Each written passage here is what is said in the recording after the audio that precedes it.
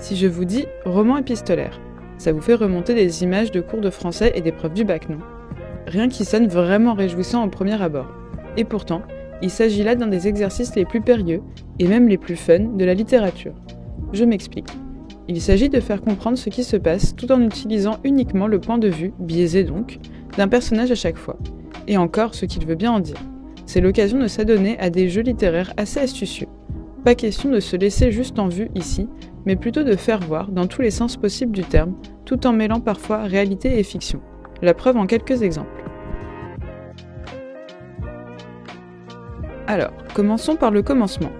Le terme « genre épistolaire » désigne la littérature qui se base sur des lettres. Jusque-là, tout va bien. Cependant, c'est un genre multiple. On retrouve notamment 3 grandes catégories. La correspondance authentique, qui devient littérature lorsqu'elle est publiée, la lettre ouverte et le fameux roman épistolaire. Celui-ci se découpe lui-même en plusieurs catégories.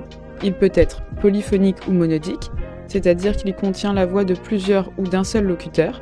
Les liaisons dangereuses, par exemple, est polyphonique, du grec ancien phoné qui signifie voix et poly plusieurs, ou monos, seul, unique. On note quand même que le monodique est plutôt rare. Il peut être également total ou partiel, totalement écrit à base de lettres ou non. Par exemple, Dracula de Bram Stoker est constitué de lettres, mais aussi de coupures de journaux, du journal de Jonathan Harker, etc. Le roman épistolaire a connu son âge d'or au XVIIe et XVIIIe siècle grâce à la démocratisation du support papier, qui n'est plus cantonné au clergé, mais surtout au développement d'un bon réseau de relais postaux. Tenir une correspondance devient plus simple et donc plus courant, dans les milieux aristocratiques ou du moins aisés tout de même. C'est d'ailleurs l'un des moteurs qui fit que de nombreuses idées purent être échangées entre philosophes au temps des Lumières. Philosophes qui sont d'ailleurs à l'origine de bien des succès du genre. Le dit genre s'avère en effet plutôt utile lorsqu'il s'agit d'analyser, ou même de critiquer carrément, la société qui leur est contemporaine. Prétendre l'authenticité d'un roman, c'est-à-dire prétendre que les lettres sont une authentique correspondance, permet alors à Montesquieu, par exemple, de contourner la censure avec ses lettres persanes. Prétendant qu'Ouzbek et Rika sont de véritables touristes persans, il peut alors allègrement critiquer la société française de l'époque, comme s'il ne s'agissait que d'un simple carnet de voyage extérieur. On salue également les notes de bas de page de Julie ou la Nouvelle Héloïse de notre Jean-Jacques Rousseau national, qui nous régale de commentaires sur le comportement de ces personnages, comme s'ils n'assumaient pas tout à fait d'écrire une romance.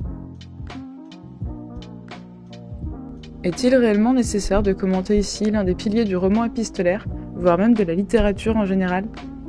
Le roman, s'il fut censuré pendant longtemps, n'a pas manqué de captiver bon nombre de lecteurs et d'inspirer les auteurs comme les cinéastes. Stephen Frears en signe l'adaptation la plus célèbre en 1988, avec au casting Glenn Close, John Malkovich, Michelle Pfeiffer et Uma Thurman, rien que ça. On peut également signaler les adaptations de Roger Vadim et Milos Forman. Roger Campbell signe également une adaptation plus moderne de l'œuvre avec Sarah Michelle Gellar et Reese Witherspoon en 1999. Et en 2022, c'est Netflix qui révèle sa version avec Paola Locatelli. L'inspiration est également bien visible pour Erengard ou l'art de la séduction. On ne pourrait cependant pas citer toutes les adaptations ou juste citations du roman, tant dans la littérature que sur grand et petit écran, sans allonger cette vidéo de façon très considérable. C'est un roman cultissime, période, ne serait-ce que pour sa scandaleuse et célèbre lettre 48.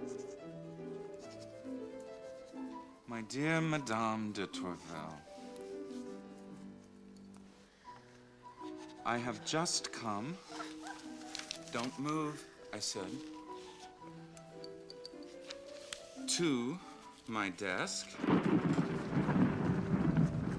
Longue confession d'un homme rongé par une histoire qu'il n'arrive pas à oublier, Le Lys dans la vallée, c'est un enchevêtrement de péripéties et d'épanchements romantiques, ponctué par une réponse assez inattendue pour l'époque de sa promise. À savourer dans son ensemble. Julie Destange, d'origine noble, aime son précepteur Saint-Preux, qui lui est issu d'un milieu modeste. Après avoir lutté en vain, ils s'abandonnent à leur passion en secret. Julie, ou la Nouvelle Héloïse, est un véritable prototype du mouvement romantique. On y retrouve en effet l'exaltation des sentiments et la plainte envers la fatalité à laquelle personne ne peut échapper. Il s'agit là de l'une des premières œuvres importantes de l'autrice du célèbre Orgueil et Préjugés. Plutôt court, le roman en est pas moins caustique et engagé, notamment contre la dépendance des femmes envers le mariage, et s'intéresse donc déjà aux thèmes qui feront la renommée de l'écrivaine. Premier roman d'un certain Goethe, l'œuvre est un véritable condensé de tout ce qui fait le mouvement romantique. L'homme y est sensible, vulnérable, et malgré ses efforts, ne peut se soustraire à la souffrance inhérente à chaque être sensible. Le roman fut controversé lors de sa parution, principalement en raison du thème du suicide, qui était encore très tabou dans une société judéo-chrétienne. Il inspire cependant plus tard nombre de monuments de la littérature classique, comme Victor Hugo, Alfred de Vigny et Alfred de Musset.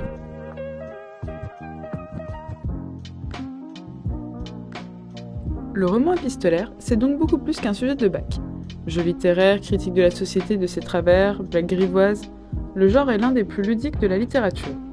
La preuve en est, s'il en faut une, toutes ces adaptations qui continuent de fleurir sur nos écrans. On a d'ailleurs cité ici qu'une petite partie des romans existants. Il en existe beaucoup d'autres, notamment parce que le genre ne s'est pas soudainement arrêté au XVIIIe siècle. Le roman épistolaire semble donc avoir encore quelques beaux jours devant lui, notamment avec les essais de certains auteurs d'intégrer la messagerie numérique dans le roman.